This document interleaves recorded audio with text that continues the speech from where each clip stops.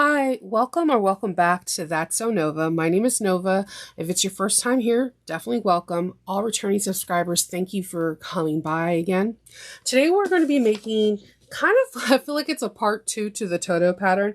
This is called the Buddy pattern. This pattern is used for the doggy disposable plastic bags that we have to clean up after our friendly pet. And you also can use it for a couple different things, and I'll go further into that as we're making it.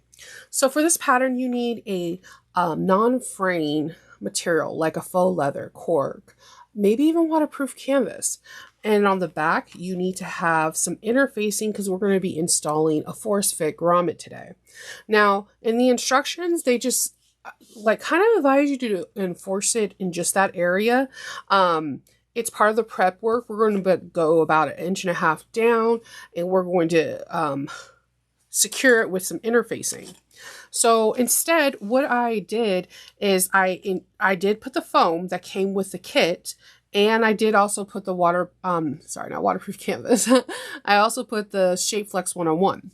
But just to secure the foam, what I did is I took the strip of 2 inches and by the width of the bag and put it across. The reason why I do this is a couple different folds. One, it holds the foam in place. Two, because the interfacing is from edge to edge, when I make the bag, there won't be any excess bulk that can accidentally rip off. It just secures everything a little bit nicer to me, and then the inside looks like it's more finished because it's white here and white interfacing, so it makes a little bit of a difference for me.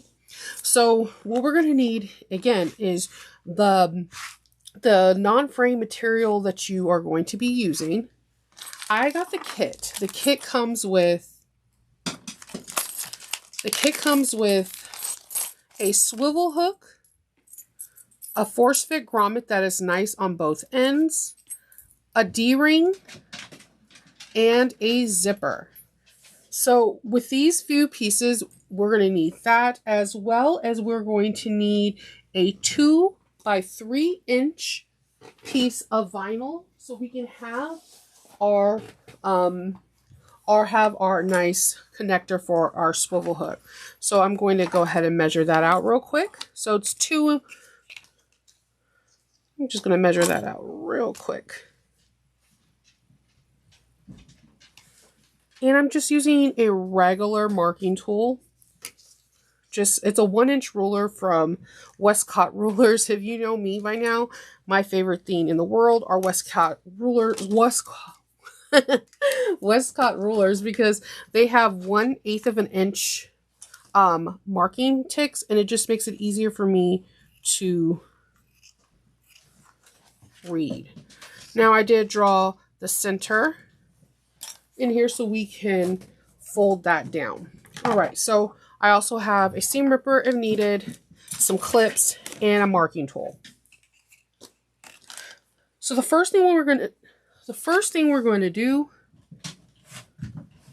is we're going to take our zipper and we are going to separate it. I know. I'm going to, melt the ends.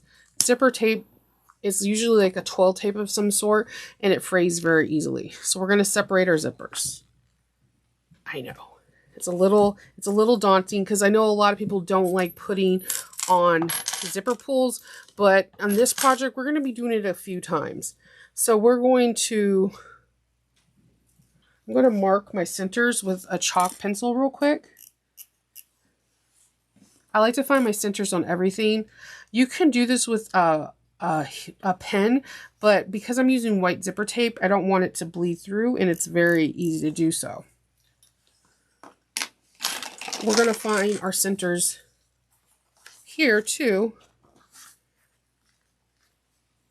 And I'm just going to cut a little triangle. I don't like to cut zipper tape, so if it always frays on me, so I just use chalk, call it a day. All right, we're going to place our zipper right sides down. And we're going to put a couple of clips. to hold it in place. We're going to do the same thing on this side. We're going to match our marks that we have, and we're putting right sides down together. Right sides are touching. And clip it in place. From here, we're going to sew the zippers on using a 3-inch seam allowance. 3/8 of an inch, I'm sorry.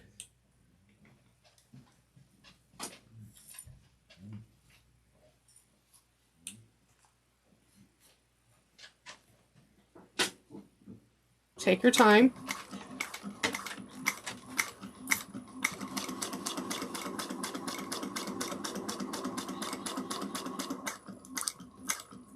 This is already trying to fray at the ends, but it's okay.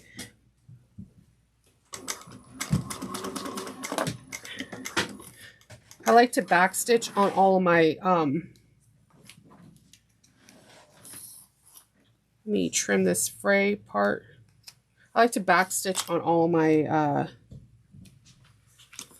stitching. Make sure you trim your threads so that way they don't get caught. And let's do this on the other side.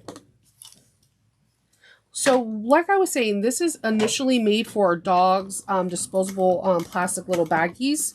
But with my kids going back to school, this would also be a wonderful little Kleenex holder. Or you don't have to put the grommet in, and it could be a nice little zip bag that you could put like hand sanitizer in, or just like case of emergency stuff that kids need, or yourself. Or it could just be a nice little pouch you have inside your bag. Depending on the materials you have and you want to show them off, I wouldn't blame you. So then we're going to put our interfacing down. We're going to choose a side. It doesn't matter what side. And you're going to measure from the raw edge. We're going to measure about 1.5 inches. And I'm just going to make a little mark. All right, so I made my mark, and we're going to start the grommet. The grommet is not as daunting as people may think it is. You could do it a couple different ways. One, you can take your take one of your pieces and just take like a pen or a pencil and draw the circle out, and you can stick your seam ripper in and then use a pair of sharp scissors and cut out the circle. That's one way. Another way I'm going to show you, and it might get a little loud on here, but I'd rather show you so that way it can help you. I'm going to be using a mallet, and I'm going to be using a couple of different things. I'm using a chopping block that is, as you can see, is very well loved. A nice metal piece of block. You can get these at Home Depot. It's heavy, and I double down it as pattern weights. And this is a rubber mat. Again, you can get all these things at your local hardware store or your like Home Depot, Lowe's, Ace. And I'm going to put the mallet here on the bottom so it can absorb the shock of the strikes. The metal is going to help like keeps this solidified and helps cut through easily. And then I'm going to place my mat. I'm going to take my piece of fabric. I normally wouldn't do this on my sewing machine table. I would do this on I have a concrete floor or a hard surface. I'm going to take a 1/2 inch circle to punch out. And then we're going to do a couple strikes.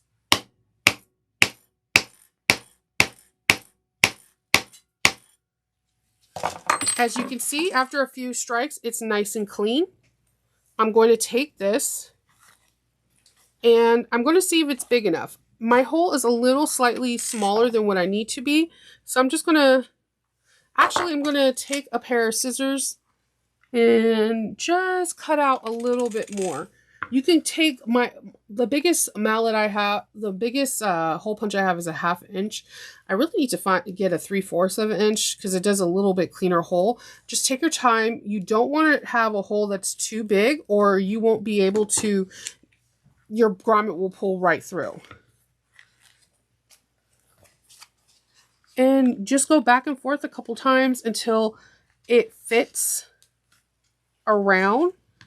Let me cut this. This is like extra little burrs. Take your time. Don't cut the hole too big or you will have to start this project over, because if the hole's too big and it doesn't fit right, it's going to push right through. Cut this through.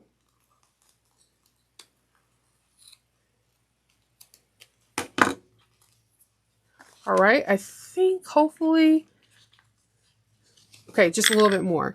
I'm glad I'm showing you this because everyone thinks you can get it sometimes right on the first time. Sometimes you just need to cut little by little so that way it fits just right, like this. I'm going to cut this little piece away, and then I'm going to grab the other piece, and it kind of clicks in. Then I'm going to take my mallet and I'm going to give it a couple good whacks. You can put a piece of cotton or a piece of material on there, which I had a piece and it just disappeared to give it some protection so that way it doesn't have the strike marks.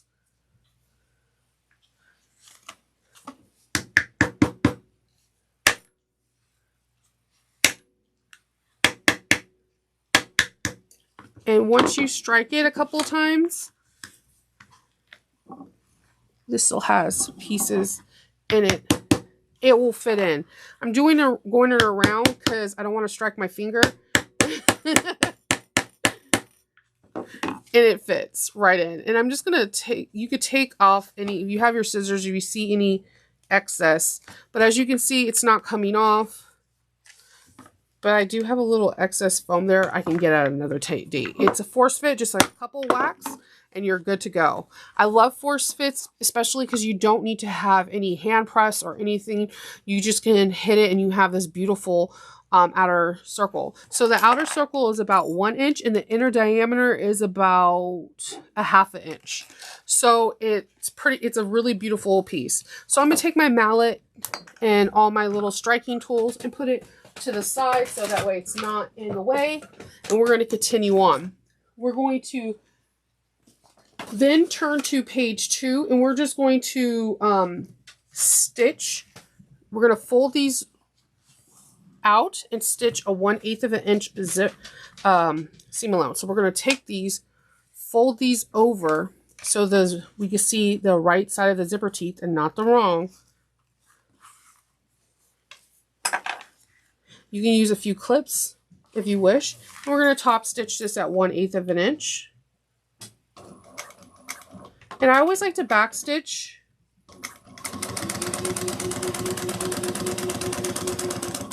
Because we're not going to be doing any trimming away from this. So it's nice. It's a good habit to have and it locks in those stitches.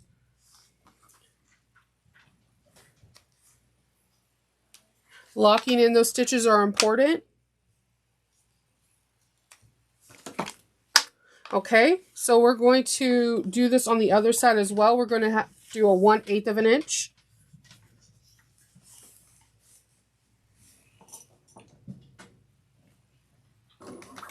Lock in those stitches.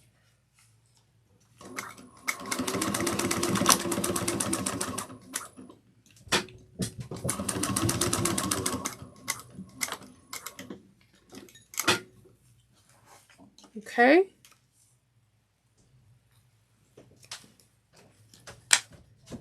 And then we're going to trim those threads.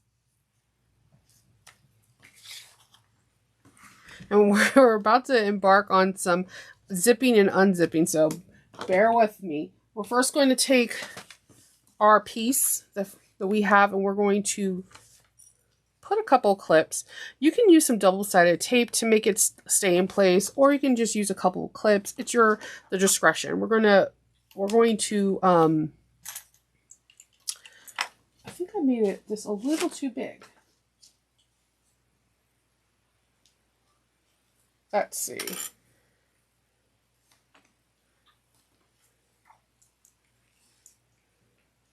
Okay, I made it just right. We're going to fold this right on top of each other. And we're going to make a 1/8 of an inch seam allowance because on both ends, so that way you can have a nice pretty top stitching. And again, make just a habit of back stitching. And because no one's going to see, I'm just going to hop across with a couple stitches.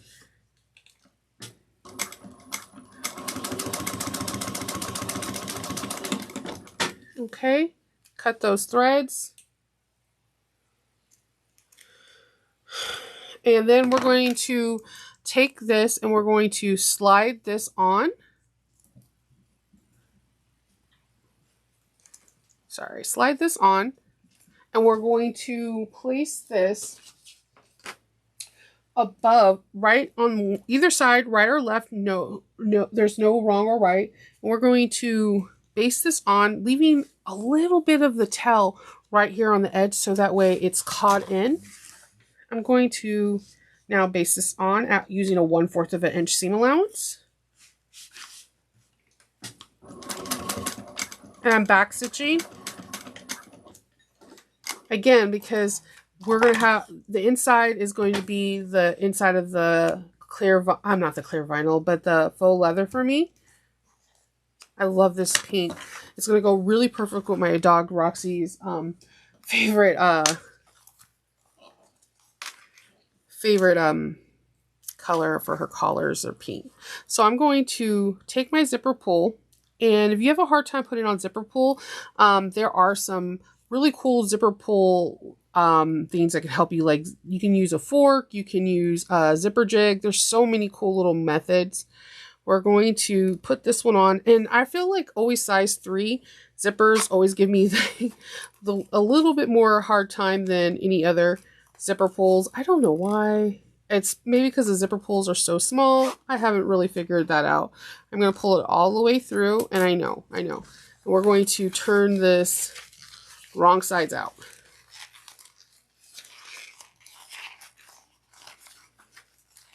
With this being wrong sides out, we're going to take this and we're going to push this down where the zipper is about 3/4 of an inch in. Use your ruler is really handy at this time. And we're going to sew down, making sure that we're going to install the zipper one more time. I'm sorry. We're going to put the zipper pull on. I should have did that. We're going to turn this back right sides out. I'm sorry. Because if we sew this down, then we're not going to be able to put the zipper pull in. It'll be all my fault. And then you're going to cry. I'm going to cry. We're all going to cry. So we close the zipper off like we did because we want to have even sides. We're going to now put the zipper pull. Now you could put your zipper pull to the left or right. There is no wrong or right answer. Some people like to have their zippers closing to the left. People like to close it to the right. I have lefties, ambidextrous people, right-handed people in my family. So it really depends on who has it. So I'm going to just put it towards the left and just center it. Now we're going to turn this wrong sides out. We're going to do some stitching, and we're almost done with this project. Again, little birthing right there. We're going to do about 3/4 of an inch before the zipper tape is. I'm going to measure it with my ruler, and then we're going to do some stitching. We're going to stitch, using a 3/8 of an inch seam allowance on both sides. Back stitch at the beginning and then at the end. And remember, you have that little bit of area where we have the clip that's a little bit more bulk. So take your time. And I like to do a back stitch on that. Okay. And we're going to do the same thing on the other side. 3/8 of an inch. And make sure you hold your tails like I didn't do. So that way you can actually sew. If you have an automatic domestic machine, then you may not have to do that, which at this point I'm a little bit jealous of you. I love domestic machines because some of them have like the most great,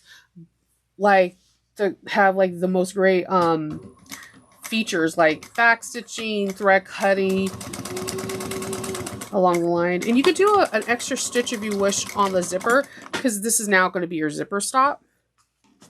All right. So from here, this is where the instructions get a little fun.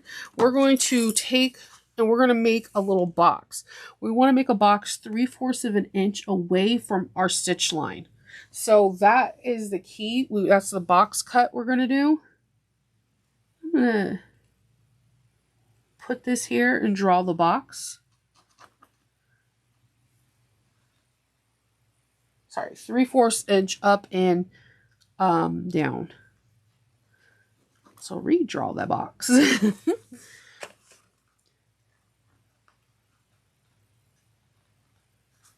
And I'm going to do it again on this side. And then we're going to cut out this box.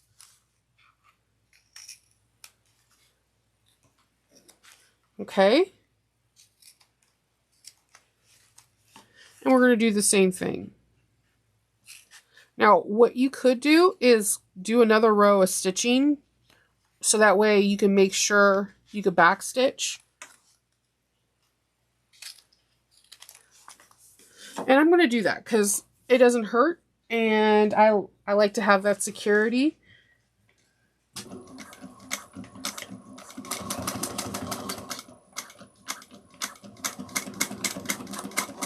And back stitching. And I'm going to do the same thing on the other side.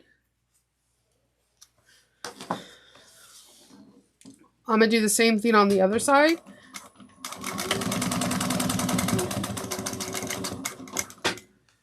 Okay.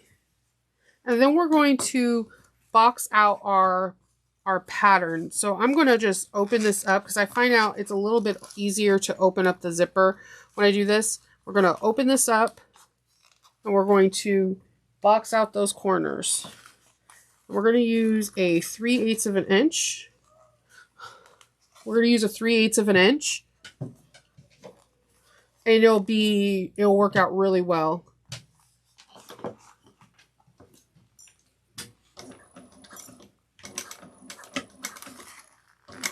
Do one side at a time, and I kind of just open up the seam so that way it can be evenly distributed. And I'm going to show you again on this side. I kind of just pull this nice and close, and then I'm going to spread out the bulk.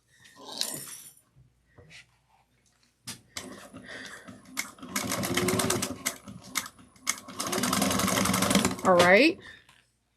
And we're going to trim those threads. And we're going to now turn this. I'm going to trim these, the zipper tape too. I'm going to trim that, make it nice and flush. And then I'm going to flip the bag right sides out. And then I'm going to poke out my corners. Turn this part right side out, the zipper top. And we're going to have this. Oh my God, this is so cute. Poke out those corners. And now we're going to have, oh, why is Buddy so cute? Oh my goodness. So now we're going to have, where if you have like doggy bags and, or like I said, tissue, but let's put this doggy bag in.